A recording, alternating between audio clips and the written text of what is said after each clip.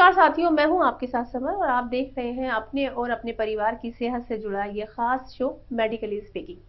साथियों, इन दिनों देश के कई हिस्सों में बरसात हो रही है। बरसात के मौसम में एक बड़ी ही कॉमन समस्या है, वो है हेयर फॉल, यानी बालों का झड़ना। क्या आपके या आपके परिवार में भी ये समस्या हो रही है? अगर हाँ, तो ये शो खास तौर पर आपके जैसे लोगों के लिए ही है। बरसात में आखिर सिर के बाल क्यों झड़ने शुरू हो जाते हैं? बालों में किस चीज की कमी हो जाती है जो उनकी जड़ें कमजोर पड़ जाती हैं? अगर ये समस्या बढ़ जाए तो हम गंजेपन के शिकार भी हो सकते हैं। हम सब जानते हैं कि सिर के बाल एक तरह से सुंदरता का राज है, चाहे वो मेल हो या फीमेल। ये समस्या इतनी बढ़ गई है कि हमारे देश में इसके इलाज को लेकर एक पूरा मार्केट तैयार हो गया है। साथियों, आपको जानकर हैरत होगी कि सिर के बालों के इलाज का सालाना मार्केट भारत में करीब 24,000 करोड़ का है, जो हर साल करीब 5% की दर से बढ़ रहा है। दोस्तों, अगर आपके सिर के बाल भी गिर रहे हैं तो आप परेशान न हो। आपको हड़बड़ी में डॉक्टर के पास नहीं भागना, आपको मोटी रकम खर्च नहीं करनी और ना ही आपको महंगे महंगे प्रोडक्ट इस्तेमाल करने हैं, क्योंकि आज हमारे साथ जुड़ रही है हेयर और स्किन एक्सपर्ट सोनल गोयल। साथियों, इससे पहले कि हम सोनल गोयल जी से सवालों का सिलसिला शुरू करें, आपको बताना चाहूंगी कि बीच में हमारे साथ मशहूर अदाकारा सुधा चंदन भी जुड़ेंगी। हम उनसे भी जानेंगे उनसे ब्यूटी सीक्रेट्स। लेकिन शुरुआत में सोनल गोयल के साथ। सोनल जी, इंडिया न्यूज के खास शो मेडिकली स्पीकिंग में आपका बहुत बहुत स्वागत है। सोनल जी, सबसे पहले तो हमें ये बताइए कि बरसात के मौसम में हेयर फॉल की समस्या क्यों होती है और बालों के झड़ने का क्या कारण है? हेयर फॉल बारिश के मौसम में एक बहुत ही कॉमन समस्या है जो सभी को होती है। इसके 2-3 रीज़न हो सकते हैं। फर्स्ट रीज़न इज़ दैट कि मॉइस्चर ज़्यादा हो जाता है जिससे हमारे पीएच लेवल का इम्बैलेंस हो जाता है जिसकी वजह से हेयर फॉल होना इंक्रीज़ हो जाता है। सेकंड रीज़न ये भी है कि बारिश के मौसम में फंगल इन्फेक्शन हो जाता है हमारे हेयर्स में जिसकी वजह से हेयर फॉल होना स्वाभाविक है। थर्ड रीज़न है कि आप किसी का कॉम्ब शेयर नहीं करना चाहिए हमें, जो कि हम शेयर करते हैं जिसकी वजह से हेयर फॉल हो सकता है। सोनल जी, आज के दौर में दुनिया की एक बड़ी आबादी हेयर फॉल की समस्या से जूझ रही है। हर कोई चाहता है कि उसके बाल खूबसूरत हो, लेकिन बरसात के मौसम में ये समस्या और बढ़ जाती है। ऐसे में हेयर फॉल को रोकने के लिए क्या उपाय हो सकते हैं? वेदर में मॉइस्चर इंक्रीज हो जाता है जिसकी वजह से हमारा पीएच लेवल इम्बैलेंस हो जाता है और हेयर फॉल होना एक बहुत ही नॉर्मल थिंग है बारिश के मौसम में। बारिश के मौसम में फंगल इन्फेक्शन भी इंक्रीज हो जाता है जिसकी वजह से हेयर फॉल होता है। समटाइम्स हम कोई रॉन्ग प्रोडक्ट यूज कर लेते हैं हेयर केयर के लिए। समटाइम्स हम किसी और का कॉम्ब यूज करते हैं तब हेयर फॉल इंक्रीज हो जाता है। सोनल जी, आप खुद एक हेयर एक्सपर्ट हैं और स्किन एक्सपर्ट भी हैं। हम आपसे जानना चाहते हैं कि आप झड़ते बालों को रोकने के लिए कौन सा ट्रीटमेंट करते हैं? क्या उससे लोगों का हेयर फॉल पूरी तरह से बंद हो जाता है? अगर मैं आपसे घरेलू उपाय की बात करूँ तो अनियन जूस आप यूज़ कर सकते हैं, हेयर पे स्कैल्प में लगा सकते हैं, दही का यूज़ कर सकते हैं, एक कोई भी अच्छा शैम्पू यूज़ कर सकते हैं। अनियन शैम्पू आजकल मार्केट में बहुत अवेलेबल है, वो यूज़ कर सकते हैं। और इसके साथ मैं आपको एडवाइस करूँगी कि 10 से 15 दिन में आपको सैलून विज़िट करके डीप कंडीशनिंग करानी चाहिए, एक अच्छा हेयर स्पा कराना चाहिए। अपने स्कैल्प को क्लीन करना बहुत ज़रूरी है, बहुत ही इम्पोर्टेंट है अपने स्कैल्प को क्लीन रखना। सोनल जी, ये तो आपने बताया कि हेयर फॉल की समस्या हो तो किन बातों का ख्याल रखना चाहिए, लेकिन इन सावधानियों के साथ हमारा डाइट प्लान क्या होना चाहिए? क्या खाना चाहिए और किन चीजों से हमें परहेज करना चाहिए? हमें न्यूट्रिशन डाइट लेनी चाहिए, हमें प्रॉपर्ली बैलेंस डाइट लेनी चाहिए, हमें अपनी डाइट में vitamin A, vitamin C, omega 3, protein जैसी चीज़ें इंक्लूड करनी चाहिए। अगर हम नट्स एंड बेरीज इंक्लूड करते हैं that will be much much better, क्योंकि इसमें एंटीऑक्सीडेंट्स होते हैं, आपकी हेयर फॉल को कंट्रोल करने में बहुत हेल्पफुल हो जाता है। सोनल जी, जब लोगों के बाल झड़ते हैं तो कॉमन सा तरीका ये है कि लोग तेल से बालों की मसाज शुरू कर देते हैं। आप हमारे दर्शकों को ये बताइए कि क्या ये सही है? अगर बालों में तेल की मसाज की जाए तो कौन सा तेल ज्यादा बेहतर है? और लोगों को हफ्ते में कितनी बार ऑयल से मसाज करनी चाहिए ताकि उनके बालों की चमक बनी रहे? हेयर फॉल काफ़ी टाइप का होता है। फर्स्टली तो मैं आपको यही एडवाइस करूँगी कि आपको किसी एक्सपर्ट की एडवाइस लेनी चाहिए, उसके पास जाकर अपना हेयर एनालाइज़ कराना चाहिए एंड देखना चाहिए कि हेयर फॉल स्कैल्प से हो रहा है या फिर ब्रेकेज है हेयर्स में। उसके अकॉर्डिंगली आपको ट्रीटमेंट प्लान करना चाहिए।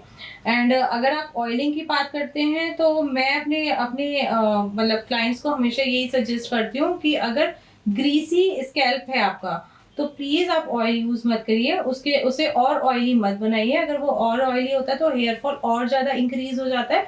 तो आप कर्ड यूज कर सकते हैं उसके लिए। अगर आपका स्कैल्प ड्राई है, फ्रीजी हेयर से आपके, तो उसके लिए आप एलोवेरा यूज कर सकते हैं घर पे। और सबसे बेस्ट तो यही है कि आप अपने एक्सपर्ट एडवाइस के लिए आप कभी भी हमारे पास आ सकते हैं। हम आपको इस हेयर एनालाइज करके प्रॉपरली गाइड करेंगे कि कौन सा आपका हेयर ट्रीटमेंट जाएगा या फिर कौन सा आपका shampoo conditioner best to best आपके हेयर्स को ट्रीट कर सकता है। सोनल जी, मार्केट में झड़ते बालों को रोकने के लिए कई तरह के हेयर पैक भी इस्तेमाल होते हैं। क्या आप भी ऐसे प्रोडक्ट इस्तेमाल करते हैं?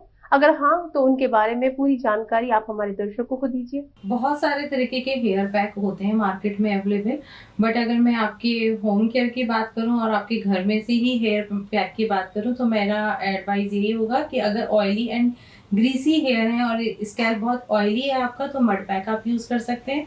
अगर आपका स्कैल्प ड्राई है तो आप अनियन एंड कर्ड को मिक्स करके हेयर पैक बना सकते हैं, उसे यूज कर सकते हैं। और अगर आप मिडोज वेलनेस की बात करें तो वी हैव मतलब lots of varieties of PACS, but मैं हमेशा यही बोलूंगी आपको कि आप एक बार आइए, कंसल्ट करिए डॉक्टर के संग, एक्सपर्ट के संग, एनालाइज कराइए और उसके बाद ही हम आपको पैक सजेस्ट करते हैं या हेयर ट्रीटमेंट सजेस्ट करते हैं कि कौन सा ट्रीटमेंट या कौन सा हेयर पैक आपके स्कैल्प पर जाएगा। सोनल जी, अक्सर लोग कहते हैं कि केमिकल ट्रीटमेंट से जितना हो सके बचो। आखिर इसके नुकसान क्या हो सकते हैं और इस पर आपकी क्या राय है?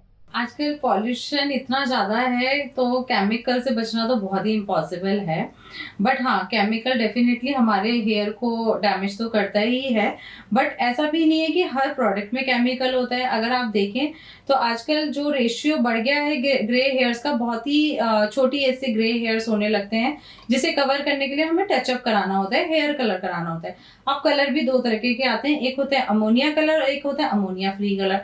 तो अगर हम अमोनिया फ्री कलर यूज करते हैं तो वो आपके हेयर्स को इतना ज्यादा डैमेज नहीं करते। बट अगर मैं फिर भी आपको एक फैक्ट की बात बताऊं तो मिनिमम परसेंटेज ऑफ अमोनिया तो उसमें भी अवेलेबल होता है। उसके लिए हम आपका हेयर ट्रीटमेंट कर सकते हैं, हेयर स्पा करा सकते हैं, डीप कंडीशनिंग कर सकते हैं और उसे प्रोटेक्ट कर सकते हैं।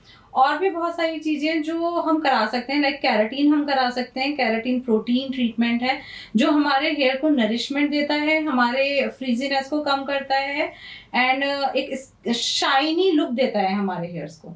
This is the best treatment. तो उसमें इतना केमिकल नहीं होता, this is a protein based treatment. और इसके लिए अगर आप आना चाहते हैं तो मिडोज वेलनेस जाकर अपने एक्सपर्ट से एडवाइस ले सकते हैं कि आपका कौन सा ट्रीटमेंट सूट करेगा, वो आपको एडवाइस देंगे और बताएंगे। सोनल जी, आज के समय में शैम्पू हर कोई इस्तेमाल करता है, लेकिन उन्हें सही तरीका इस्तेमाल नहीं करना आता। आप हमारे दर्शकों को बताइए कि शैम्पू कम कंडीशनर का इस्तेमाल कैसे किया जाता है। आप जो भी शैम्पू यूज कर रहे हो वो थोड़ा सा यूज करिए treatment related shampoo, fungal infection को कंट्रोल करे वो वाला शैम्पू। आपके हेयर्स में डैंड्रफ नहीं हो, या तो आप कोई भी अच्छा डैंड्रफ शैम्पू यूज कर सकते हैं या कोई भी अच्छा अनियन शैम्पू यूज कर सकते हैं जो आपके हेयर को प्रोटेक्ट करेगा for this fungal infection. Sonal ji, मान लीजिए कि किसी के बाल रोजाना टूट रहे हैं, लेकिन एक दिन में कितना हेयर फॉल गंभीर कैटेगरी में आता है, ये हमारे दर्शकों को बताइए। अगर हम हेयर फॉल की बात करें तो 80 से 100 हेयर का झड़ना एक नॉर्मल हेयर फॉल में आता है। बट अगर इससे ज्यादा हेयर फॉल हो रहा है आपका तो आपको एक एक्सपर्ट एडवाइस की रिक्वायरमेंट है। मैम, हमने अक्सर सुना है कि जिस कंघी का आप इस्तेमाल करते हैं उसे दूसरों के साथ शेयर न करें। आखिर ये कितना सही है? हमें मेनली जो ध्यान देना है अपने जो हमारे हेयर्स में इन्फेक्शन ना हो उसे रोकने के लिए ध्यान देना है, हमें हेयर केयर पे ध्यान देना है। हमें अपने जो कॉम्ब, जब हम कॉम्ब यूज करते हैं वो ध्यान रखें कि प्रॉपरली हेयर ड्राई हो तब कॉम्ब यूज करें, और नॉर्मल कॉम्ब यूज नहीं करना है इस टाइम। हमें यूज करना है थोड़ा चौड़ा कॉम्ब, जिससे कि हमारे हेयर्स टूटे नहीं, ब्रेक ना हो। सोनल जी, एक सवाल हमारा आपसे ये भी है कि पीआरपी ट्रीटमेंट बालों पर कैसे काम करता है और क्या इस इलाज के बाद बालों का झड़ना बंद हो जाता है? ऐसे तो बहुत सारे ट्रीटमेंट है जो हेयर फॉल को कंट्रोल करते हैं, जैसे कि मैंने भी आपको घरेलू उपाय बताए थे जिससे आप हेयर फॉल कंट्रोल कर सकते हैं। बट फिर भी हेयर फॉल अगर बहुत ज्यादा हो रहा है तो मैं आपको हमेशा सजेस्ट करूंगी कि एक एक्सपर्ट एडवाइस के लिए आपको मिडोज वेलनेस आकर आप फ्री कंसल्टेशन ले सकते हैं, अपने हेयर अपने स्कैल्प को चेक करा सकते हैं और आप ओजोन या पीआरपी जैसे ट्रीटमेंट पे जा सकते हैं। पीआरपी और ओजोन बेस्ट ट्रीटमेंट है for control your hair fall.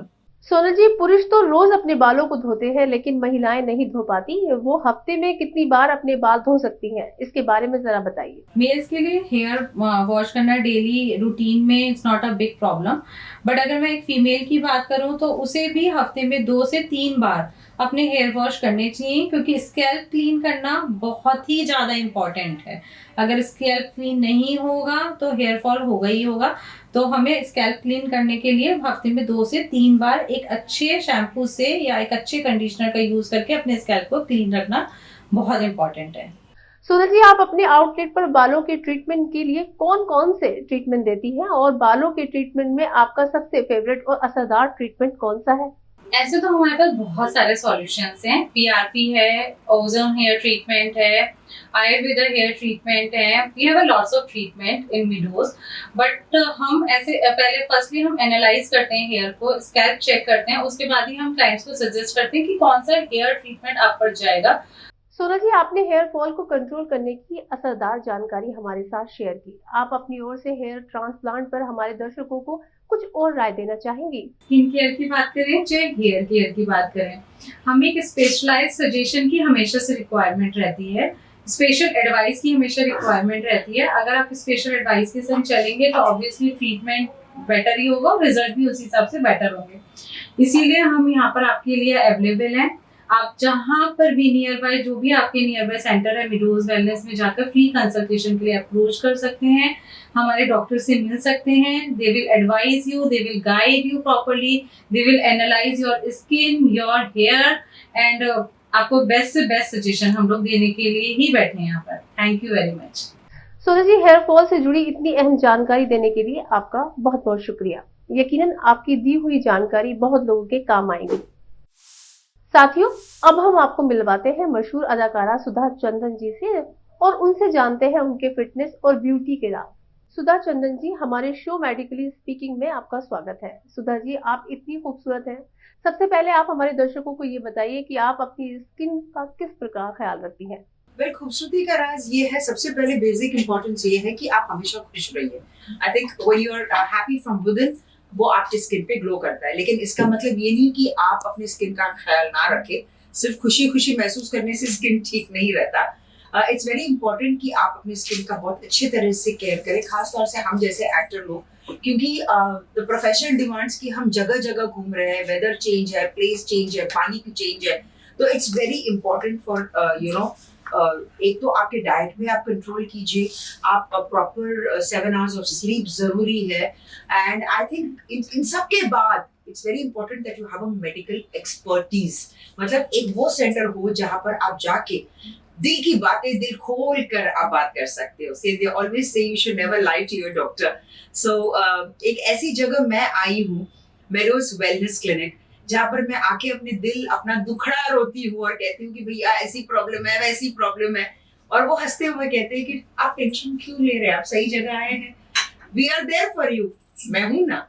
Sudha Chandan ji, beauty और फिटनेस संबंधित कई सारे आउटलेट हैं, लेकिन आपने मेडोज को ही क्यों चुना? इसके बारे में जरा हमें बताइए। वो इसलिए क्योंकि आजकल हम बहुत होलिस्टिक अप्रोच की तरफ जा रहे हैं। बीट फूड, फूड में भी हम बहुत होलिस्टिक खाना खाने लगे हैं। सो जब आप अपना फूड कंज्यूम करते हो, जाहिर सी बात है कि वही आपके स्किन पे भी रिफ्लेक्ट करता है। It's very important that you have a holistic approach towards your skin too, और खास तौर से मेडोज में आपको वो एक होलिस्टिक अप्रोच मिलता है, because that's the way they treat your skin. And first thing they आपका वेट, आपका एज, आपके हर चीज, आपके लाइफस्टाइल, एक फुल ग्राफ वो आपसे पूछते हैं, and then they start treating you. और ये सिर्फ साइंस और टेक्नोलॉजी नहीं है। कहते हैं ना, Ayurveda is a very very important and integral part of our lifes. तो यहाँ पर एक सुपर कॉम्बिनेशन है, साइंस प्लस आयुर्वेदा। तो इसीलिए मैंने मेडोज को चुना है, बिकॉज कई बार ऐसा होता है कि साइंस एंड टेक्नोलॉजी की अपनी एक जगह है, but Ayurveda always has a very special place in our hearts. और हम बहुत डीप रूटेड है, और खासतौर से चूंकि मैं केरला से आती हूँ, तो मैं जानती हूँ कि आयुर्वेद का इम्पोर्टेंस क्या है। So I love this combination of science and Ayurveda. आपने मेडोज के आउटलेट से अपना ट्रीटमेंट कराया, आपका क्या एक्सपीरियंस रहा? मेरे लिए तो I would say 70 hour therapy, because low maintenance है, एंड ऐसा नहीं है कि भाई आपको हर 20 दिन में करना है, you can take a gap of 2-3 months. तो मेरे लिए बहुत आसान हो जाता है, खास तौर से because of the shooting schedules, और वो उतना टाइम नहीं मिल पाता है। So I rely on this and it's the best for anti aging, क्योंकि जैसे जैसे उम्र बढ़ रही है वैसे वैसे ऐसा लग रहा है कि सवेरे सवेरे जब हम अपने खुद को मैं अपने आईने में देखती हूँ तो मुझे ऐसा लगता है कि I think I need it. So this is one of the best therapies that I am following, and मेरे लिए meadows is like one stop solution. जब भी मुझे ऐसा लगता है कि कुछ प्रॉब्लम्स हैं तो I immediately call them up and I do my 7D oil therapy, जिसके बहुत अच्छे रिजल्ट्स मिल रहे हैं मुझे। सुधा जी, आप एक बेहतरीन डांसर हैं और साथ ही आप खुद को इतना मेंटेन करके रखती हैं। आप ये सब कैसे मैनेज करती हैं? जैसे मैंने आप लोगों से कहा कि हमारी जो लाइफस्टाइल है, समटाइम्स वी वर्क 24/7, रात को हम सोते ही नहीं है, जबकि अगर आप देखेंगे तो यही कहते हैं कि भैया you need that 7 hours of good sleep for your skin to breathe. But unfortunately problem यह है कि the demands of the profession, कई बार ऐसा होता है कि टेलीकास्ट के इश्यूज होते हैं, हम अपने प्रोड्यूसर्स को नाराज नहीं कर सकते क्योंकि बहुत पैसा एट स्टेक रहता है। So we continue working. So this is the time जब आपको जरूरत पड़ती है एक अच्छे स्किन मेडिकल एक्सपर्टीज की। बट इन जनरल मैं normally I work 12 hours 9 to 9 generally, because मैं अपने रात की नींद से बहुत प्यार करती हूँ। I need to sleep around, I have my dinner around 8-8:30 और मैं सो जाती हूँ। तो मैं नॉर्मली 8 बजे के बाद काम नहीं करती, अच्छे से सोती हूँ, अच्छे से खाती हूँ, खुश रहती हूँ। I think this is also one reason कि मेरा स्किन बहुत यंग है। और मैम, आप हमारे दर्शकों को ये बताइए कि बरसात का मौसम है और इस मौसम में कैसे अपनी स्किन का ख्याल रखा जा सकता है? देखिए, जैसे आप जानते हैं कि द शेड्यूल जो है, हम एक ही जगह पे शूट नहीं करते, जगह जगह ट्रैवल करना पड़ता है इवेंट्स के लिए, शूट्स के लिए, परफॉर्मेंसेस के लिए। तो सबसे पहले जरूरी ये है कि आप जो बेसिक्स है वो तो हम कैरी करते ही है, बट इट्स वेरी इंपॉर्टेंट कि आप एक मेडिकल एक्सपर्टीज को कंसल्ट करें। जैसे जब मैं चेन्नई जाती हूँ तो बहुत ही गर्म है वहां पर, वहां का वेदर कभी कभी सूट नहीं करता। सो आई ऑलवेज कंसल्ट कि मैं ये फलाना जगह जा रही हूँ तो मुझे करना क्या है। तो एक सेट रूल्स या एक डेली रूटीन होता है वो मैं फॉलो करती हूँ, बिकॉज मैं अपने मेडिकल एक्सपर्टीज पे बहुत भरोसा करती हूँ। And at the same time मेरा ये भी मानना है कि हम इतने चीजों पर इन्वेस्ट करते हैं तो क्या ये जरूरी नहीं है कि आप खुद पर इन्वेस्ट करो, क्योंकि जो दिखता है वही तो बिकता है ना। So it's very important that हर कोई यही सोचता है कि नहीं भैया हम यहाँ जाते स्किन केयर सेंटर्स में जाते हैं, बहुत सारा पैसा खर्च हो जाता है। अरे कमाते क्यों है? ताकि हम सुंदर दिखे, है ना, ये जरूरी है। So learn to invest on yourself. सबसे पहले खुद से प्यार कीजिए। प्यार करने के लिए, खूबसूरत दिखने के लिए थोड़ा बहुत अपने पर्स को खोलिए और इन्वेस्ट कीजिए, खर्च कीजिए, ये जरूरी है। मैम, एक छोटा सा सवाल हमारे इंडिया न्यूज चैनल से आपको साझा करना है। आप इस समय किस किस प्रोजेक्ट पर काम कर रही हैं और कौन कौन से प्रोजेक्ट आपके आने वाले हैं? जहां जहां आप मुझे देखना चाहोगे वहां वहां आप मुझे पाओगे, क्योंकि मुझे ऐसा लगता है कि एक बहुत लंबा करियर मैंने इस इंडस्ट्री में तय किया है। और आज अगर मैं इतनी सक्सेसफुल हूँ तो उसका श्रेय ऑफ कोर्स मैं अपने हार्डवर्क और डेडिकेशन को तो दूंगी, लेकिन साथ साथ मुझे ऐसा लगता है कि जो भी काम मैं करती हूँ वो आप लोग बहुत पसंद करते हैं। सो आने वाले काफी प्रोजेक्ट्स हैं, बट कुछ चीजें I think we should keep it as a surprise, right? क्योंकि जब आप मुझे टेलीविजन में देखोगे कि भैया एक नया प्रोजेक्ट आ रहा है सुधा चंद्रन का, तो the anxiety and the curiosity increases. लेकिन शीघ्र ही आप मुझे जरूर देखोगे। साथियों, आज के शो मेडिकली स्पीकिंग में हेयर और स्किन एक्सपर्ट सोनल गोयल ने हेयर फॉल से जुड़े कई सवालों के जवाब हमें बहुत ही आसान भाषा में समझाए। हम उम्मीद करते हैं कि जो दर्शक हमारे इस शो को देख रहे हैं उनके लिए ये जानकारी बहुत ही कारगर साबित होगी। साथियों, हमारे शो का उद्देश्य है कि आप स्वस्थ रहें और सेहतमंद रहें। तो चलिए साथियों, आज के लिए बस इतना ही। लेकिन जाने से पहले आपसे एक गुजारिश, अच्छा खाइए, अच्छा खिलाइए, अपना और अपने परिवार का ध्यान रखिए, रोजाना एक्सरसाइज कीजिए, हमेशा मुस्कुराते रहिए। नमस्कार।